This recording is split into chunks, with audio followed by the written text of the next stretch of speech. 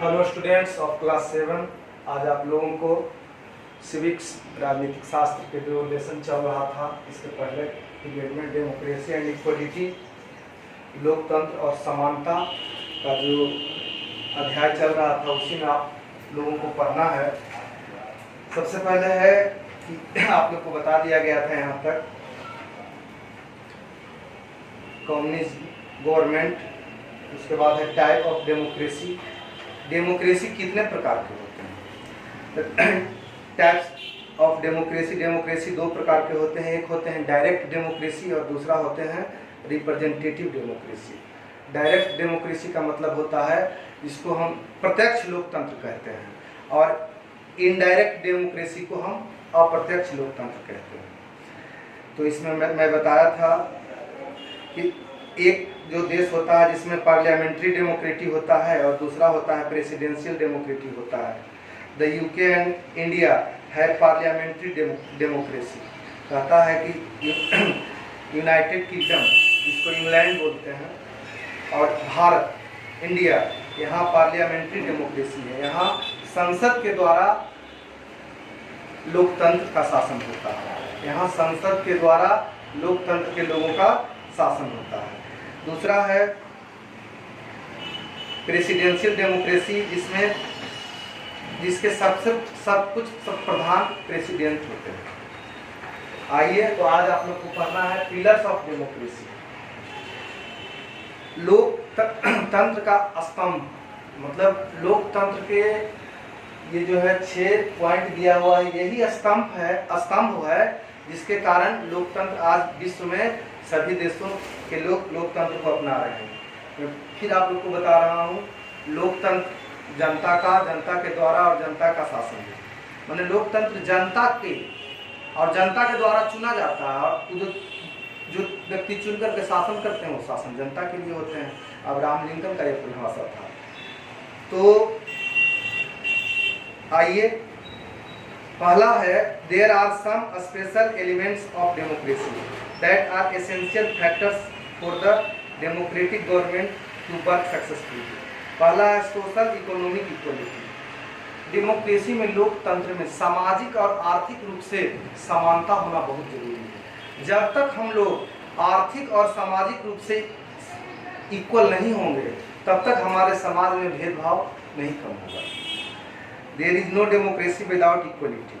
कहता है जब तक समानता नहीं है, जब तक हम लोग एक दूसरे को वैल्यू नहीं देंगे, एक दूसरे के बराबर नहीं समझेंगे, जब तक नहीं समझेंगे तो समझिएगा कि उस देश में लोकतंत्र की स्थापना नहीं हुई है। और जिस दिन समानता आ जाएगा, तब हम लोग को समझना है कि नहीं, अब हम लोग लोकतंत्र को फॉलो कर रहे हैं। All the citizens enjoy equal rights. कहा जाता है देश के जितने भी नागरिक हैं, चाहे वो किसी धर्म के हों, किसी समुदाय के हों, किसी कास्ट के हों, इससे कोई लेना देना नहीं है, वह इक्वल है। माने संविधान के नजर में वह बराबर है, चाहे वो नीचे स्तर के लोग हैं, चाहे ऊपर स्तर के लोग हैं। लेकिन अगर जिस दिन हम लोगों के हृदय में इस प्रकार की भावना आ जाएगी, उस दिन समझिएगा कि दुनिया बराबर हो गया। लेकिन ऐसा हम लोग सिर्फ कहते हैं, रियल स्तर पर उसको फॉलो नहीं करते हैं। आज भी हम लोग के दिल में भेदभाव रहता है। आज भी हम लोग के दिल में हर लोगों के प्रति हर प्रकार का नेचर होता है। तो उसी नेचर को हम लोग को हटाना है, क्योंकि हम लोग को यह समझना है कि यह भारत भूमि पर जितने भी प्रकार के लोग हैं, जितने भी प्रकार के नागरिक हैं, सब इक्वल हैं, सब बराबर हैं।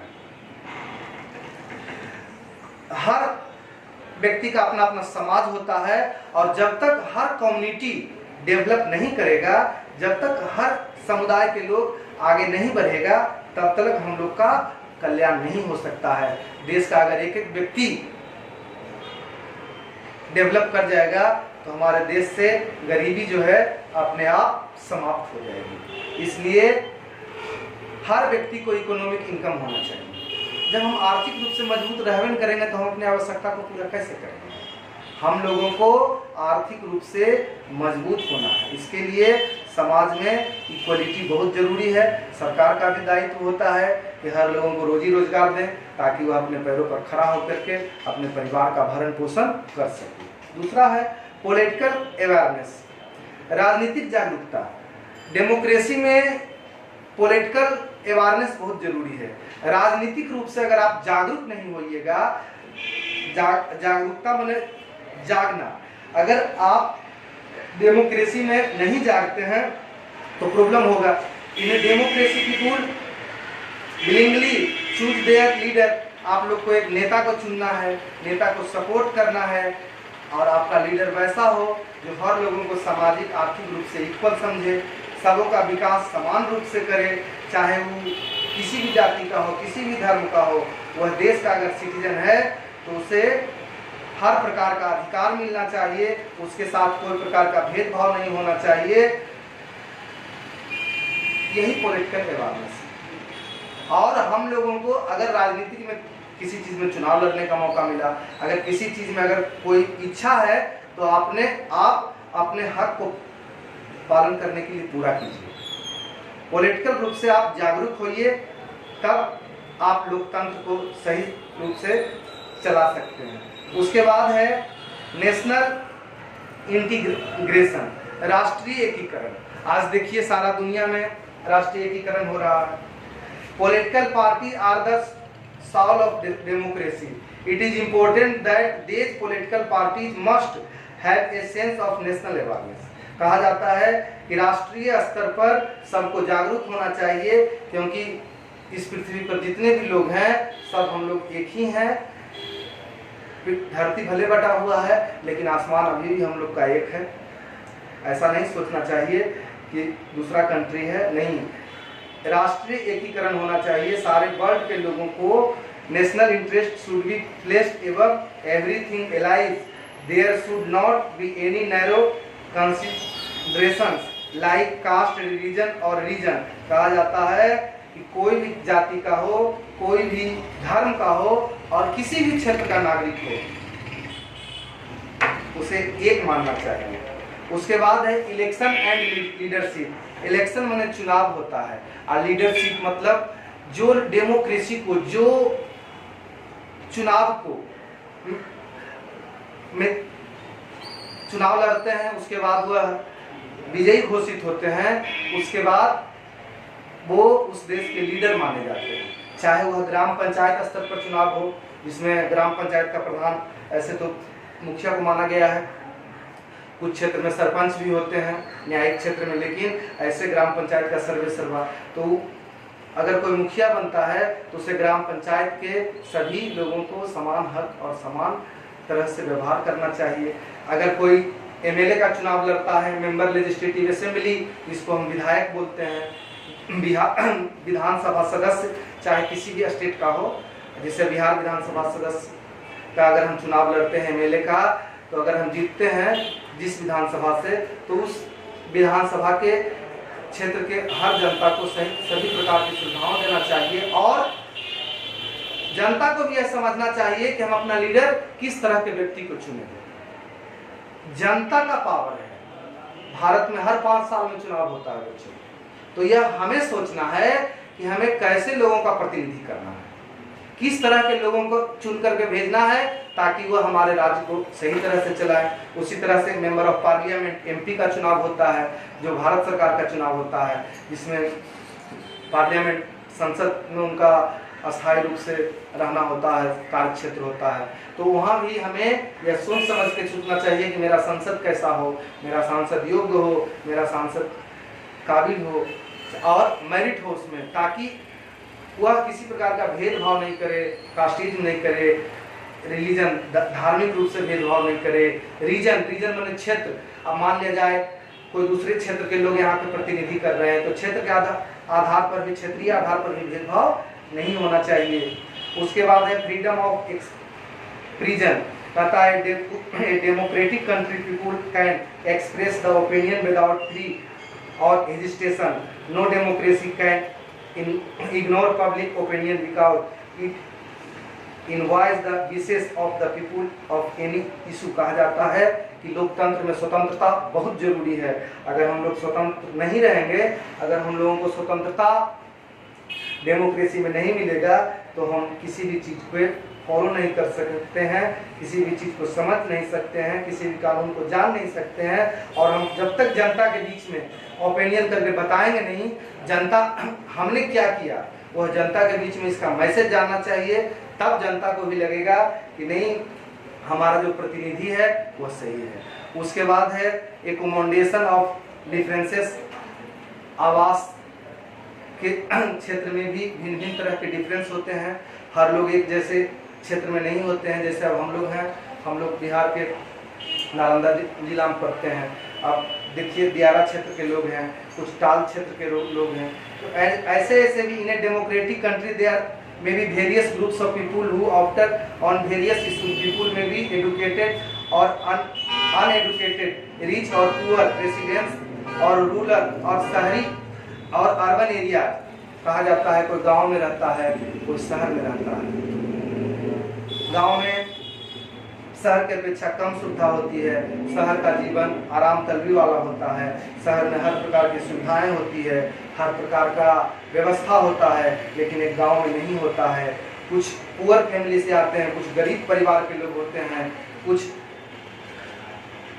अमीर परिवार के लोग होते हैं, तो उन दोनों का भी रहन सहन एक जैसा नहीं होता है। वेरियस इसका बहुत कारण है। Their diversity give rise to some difference in their opinion. कहता है इसका कारण है कि हमारे देश में विविधता है, हमारे देश में भिन्न भिन्न तरह के समुदाय के लोग रहते हैं, भिन्न भिन्न धर्म मानने वाले लोग होते हैं। Democracy provide a suitable platform to. कहता है कि लोकतंत्र हर व्यक्ति को एक सही रास्ता प्लेटफॉर्म तैयार करता है और उसको हम लोग को मानना चाहिए। Representative convey their opinions to the government. कहता है आपका जो प्रतिनिधि है वह सरकार से आपके लिए कौन सा कार्य कर रहा है, आपके हर प्रकार की सुविधा को पूरा करा रहा है या नहीं करा रहा है, वेलफेयर योजना कल्याण का कार्य कर रहा है कि नहीं कर रहा है। क्योंकि सरकार का जो निर्देश और सरकार का फायदा है एवरी वन पर्सन, हर व्यक्ति के पास पहुंचना बहुत जरूरी है। टॉलरेंस, जीरो टॉलरेंस नीति पर जो लोग काम करते हैं वही डेमोक्रेसी में सक्सेस होते हैं। डेमोक्रेसी में टॉलरेंस जो है बहुत ही, जिसको हम सहनशीलता बोलते हैं, लेकर चलना चाहिए। Everyone should respect the right of other and the views of all groups, चाहे वह किसी भी ग्रुप्स, किसी भी समुदाय, किसी भी धर्म के लोग हैं। उसके बाद है रिस्पेक्ट फॉर ह्यूमन डिग्निटी। कहा जाता है हम लोगों हर लोगों को रिस्पेक्ट करना चाहिए, आदर करना चाहिए। In a democratic country all humans beings are equal. जानते हैं कि एक लोकतांत्रिक देश में जितने भी लोग होते हैं सब बराबर होते हैं। Equal in the eyes of the law.